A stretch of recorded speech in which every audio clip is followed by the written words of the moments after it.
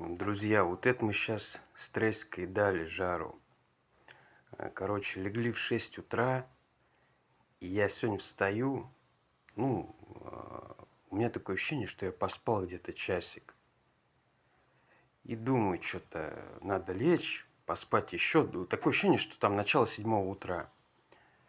Что-то лежу, и спать совсем не хочется. И думаю, да, я встану, комп, ну, он в спящем режиме был, включу, гляну, там ничего не написали. Смотрю, 19:00.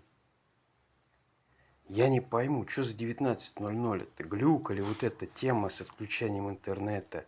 И не понимаю, что происходит-то. А оказывается, мы с ней поспали до 7 вечера. И обычно у меня такого не происходит. То есть я сплю, так сказать, скромно, там, часа 4, может 6.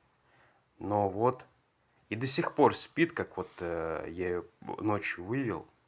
Вот до сих пор спит, лежит, никуда не просится. Ну и на улице непогода.